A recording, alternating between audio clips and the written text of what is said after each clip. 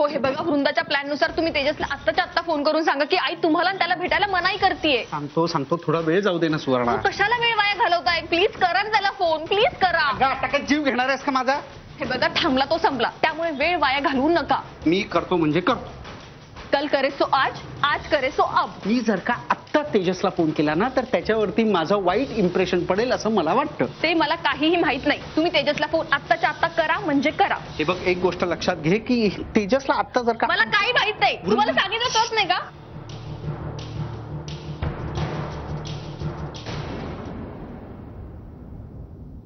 या घराशी कोणत्याही प्रकारचा संबंध न ठेवण्याचा निर्णय घेतला.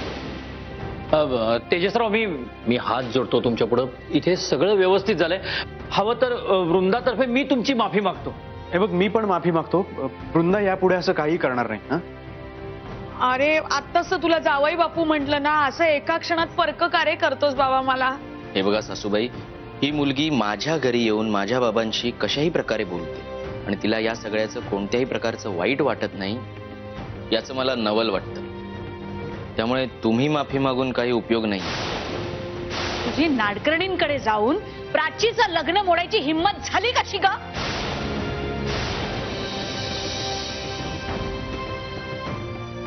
अगं, या घरचे फुकटचे तुकडे तोडतेस तू आणि याच घरचे वासे मोजतेस. लाज नाही वाटत?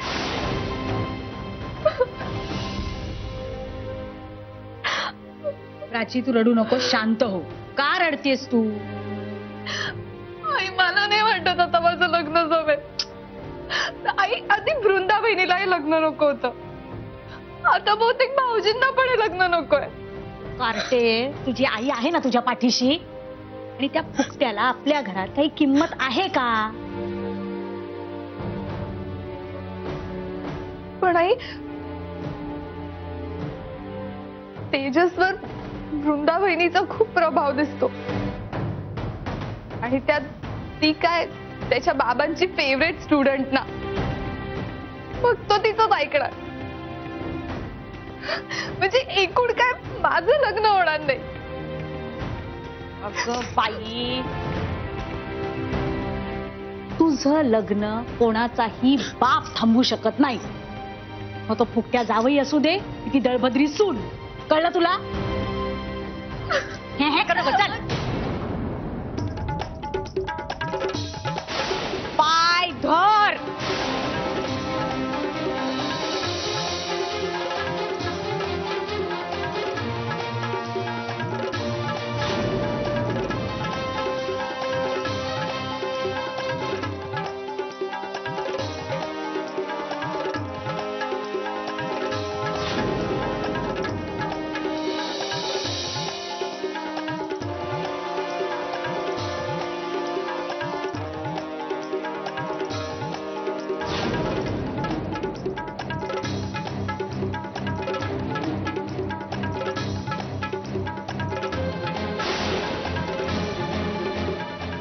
प्लीज, आता जर आपण आताताईपणे वागलो तर ऐक ना माझा, हे सगळं प्रकरण आपल्यावरच उलटेल. उलटू दे का, मला नाही फरक पडत. प्रसाद, हे बघ, आई बाबांना या गोष्टी अजूनही पटलेल्या नाहीयेत आणि मी सांगितलं म्हणून तू विश्वास ठेवला, त्यांनी का ठेवावा? आता आपल्याला पुराव्या सकट त्यांना हे सगळं पटवून द्यावं लागणार आहे, नाहीतर प्राचीचं लग्न होणं टाळता येणार नाही. प्रसाद, तू प्लीज शांत हो. आपल्याला शांतपणे यातून मार्ग काढायचा आहे. आपण जर तेजससाठी सापळा रचला तर भाऊजी मित्र म्हणून त्याला एका विशिष्ट पद्धतीने वागायला सांगतील आणि तो जर तसंच वागला तर मात्र आई बाबांना आणि प्राचीला आपल्याला पटवून देता येईल की तो हे सगळं का करतोय, त्याचे खरे इंटेन्शन्स काय आहेत, तो किती वाईट आहे आणि त्याला हे लग्न का करायचं. काय वाईट केलंय रे? हा, माझ्या पोरीने तुझ्या बायकोचं काय वाईट केलंय? का तिच्या मुळावर उठली तुझी बायको? एवढं सगळं होऊन सुद्धा अक्कल म्हणून आलेली नाही तिच्या टाळक्यात. अरे, कुत्र्याचं शेपूट वाकडं असतं हे मला मान्य आहे. तुझ्याही बायकोचं शेपूट वाकडच आहे. आता कुठली नळी आणू तुझ्या बायकोचं शेपूट सरळ करण्यासाठी? काय बोलतेस तू? हे कळेल का जरा मला? मोठं संकट आहे तुझी बायको या घरासाठी. माझ्या मुलीचा संसार नीट होऊ नये, तिचं लग्न होऊ नये अशी जणू शपथच घेतली तिने. एवढं सगळं घडून सुद्धा तिच्या वागण्यात कसलाच बदल नाही. काय झालंय? अशी का बोलतेस तू? अरे काय व्हायचं राहिलंय? तुझ्या संसाराची पार राख रंगोळी केली आहे तिने. आता माझ्या पोरीचा संसार सुरू व्हायच्या आधीच उधळायला निघाली आहे. हे बघ, तिला आता मारून ओरडून काही परिणाम होणार नाही. तू तिला डिवोर्स देण्याची तयारी चालू कर. अरे भाऊ आहेस ना रे प्राचीचा, जरा तरी काहीतरी हातपाय हलव. तुझ्या बायकोला अद्दल घडवण्यासाठी तुला डिवोर्स द्यायला हवा तिला. त्याची तयारी सुरू कर. डिवोर्स? हे बघ आई, वृंदा मला या जन्मातच नाही तर पुढच्या 7 जन्मांसाठी बायको म्हणून हवी आहे. त्याच्यामुळे डिवोर्सचा संबंधच येत नाही. काय पण बायकोचा गुलाम झालाय. एवढी तुझी बायको माझ्या पोरीच्या आयुष्याचं वाटोळं करायला निघाली तरी तिचाच उदो उदो करतोय. कर कर कर. पण मी नाही ना हातावर हात धरून बसू शकत. माझ्या पोरीच्या आयुष्याचं वाटोळं झालेलं मी पाहणार नाही. तेच कशाला. चल.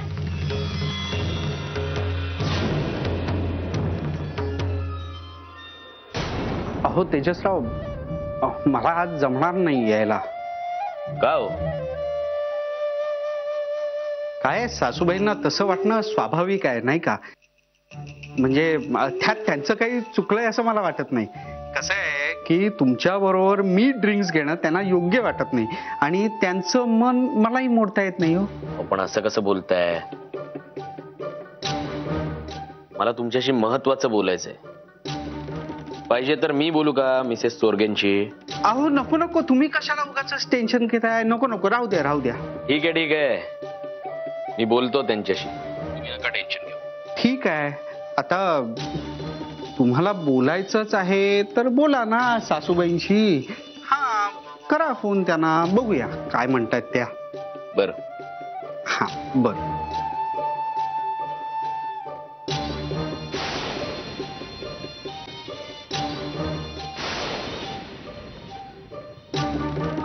मासा परफेक्ट गळायला लागलेला आहे. वृंदाचं डोकं शॉलेड आहे. एवढी बाजू घेत होतीस ना, वृंदा वृंदा नाचत होतीस तिच्या समोर. आहे तुला तिची काळजी आहे का तिला तुझी? तिच्यासाठी सगळं करायचं. बस आता इथे उठ, पावलट पोरगी. काय झालं? काय व्हायचं राहिलंय? रोज काहीतरी नवीन उद्योग करून ठेवते ही वृंदा. घराच्या बाहेरची कोणी परकी बाई असती ना तर जीवच घेतला असता मी या कांता चोरगेनी. पण इथे काय, आपले जात आणि आपलेच ओठ. कांता, तुझ्या तोंडाचा पट्टा थांबव जरा. मुळीच थांबवणार नाहीये. या पोरीला करताना काही लाज वाटत नाही, मग मी बोलताना कशाला घाबरू? आज तिचा जीवच घेणार नाही, सोडणार मी तिला. वृंदा,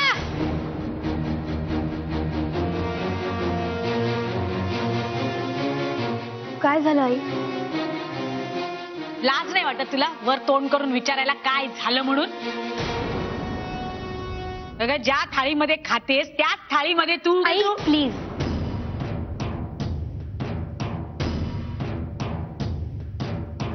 इथे आसपास सगळे सुशिक्षित माणसं आहेत,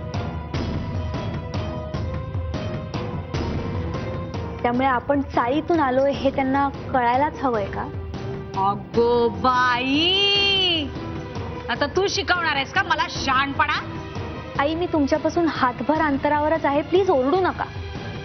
आणि जे काय सांगायचंय ते शांतपणे सांगा प्लीज.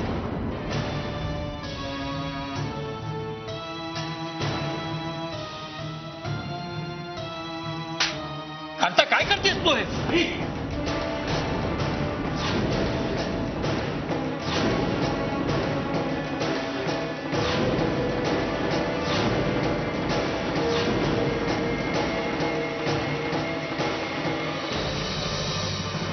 शांतपणे सांगू तुला. बा, आता शांतपणे जीव घेते तुझा. बास आई.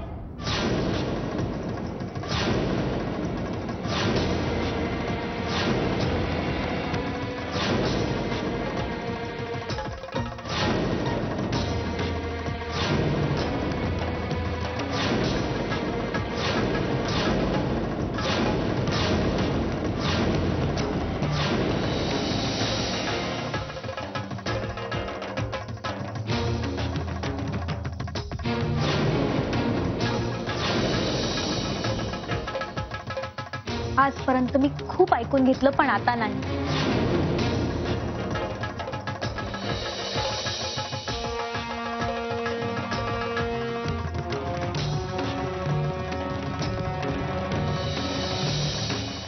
मी एक सुसंस्कृत सभ्य मुलगी आणि मला ह्या घरात सून म्हणून आणले तर सुनेचा दर्जाही द्या.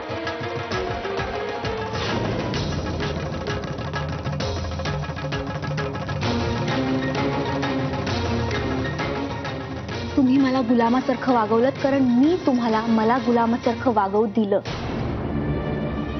पण आता नाही. आता रिस्पेक्ट द्या आणि रिस्पेक्ट घ्या.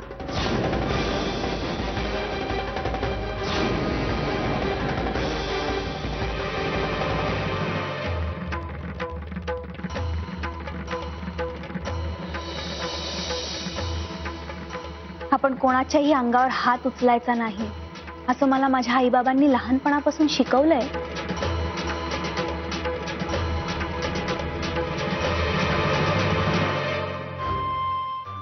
पण एखादा माणूस समोरूनच आपल्या अंगावर धावून मारायला येत असेल तर हात उचलायला शिकवावं लागत नाही. हे प्रत्येक माणसाला नॅचरलीच येतं.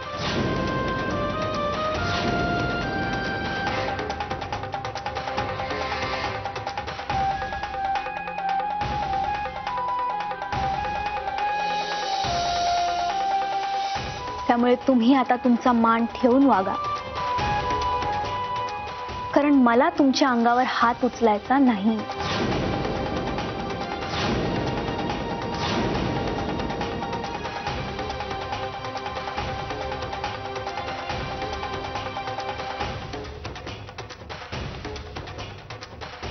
तुम्ही आता खूप चिडलेला आहात.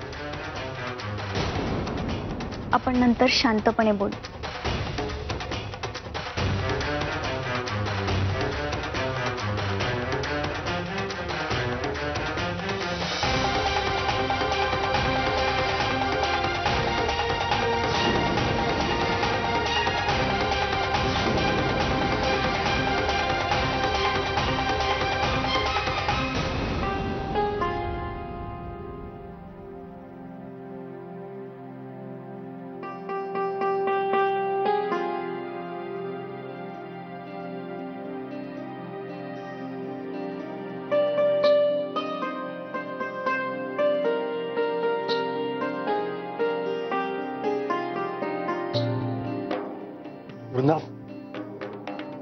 वृंदा, मला खरंच तुझा खूप अभिमान वाटतोय.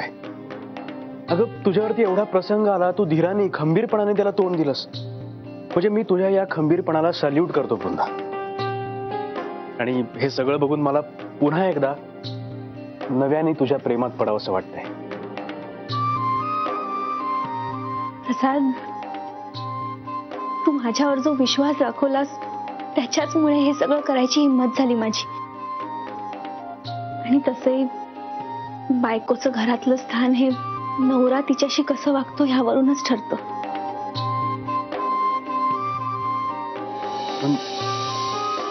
वृंदा, मला सांग, जर वेळ पडली असती तर खरंच माझ्या आईला मारलं असतंस तू? प्रसाद, अरे मी तसं करायला नको असंच तुला वाटतंय हे मला चांगलंच माहितीये. आणि मी तसं करणारच नाहीये प्रसाद, कारण ही माझी संस्कृतीच नाहीये. त्यामुळे अशा वेळी माझे शब्दच माझा बचाव करतात. आणि बरेचदा खरंच शब्दच पुरेसे ठरतात. तू म्हणजे जवळजवळ झाशीची राणी आहेस.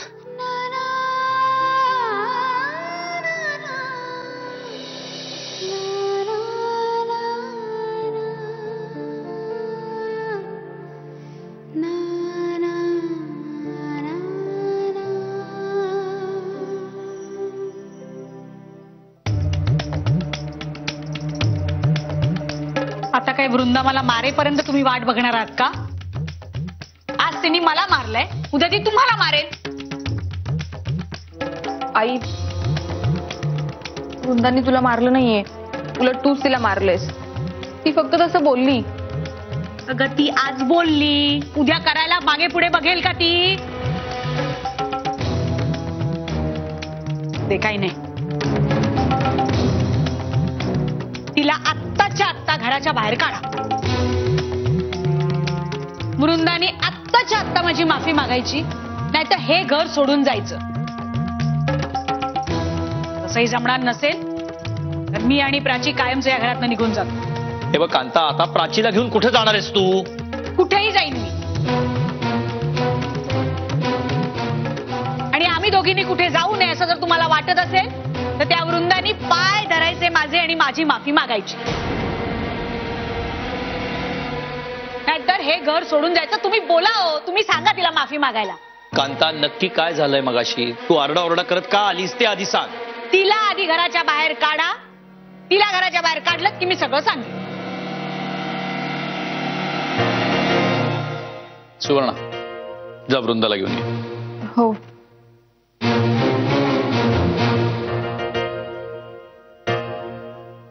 तिच्या ताटाखालचं मांजर असलेला महामूर्ख आणि नालायक माझा जो मुलगा आहे ना, तो देखील हे घर सोडून गेला ना तरी मला तर परवा नाहीये त्याची.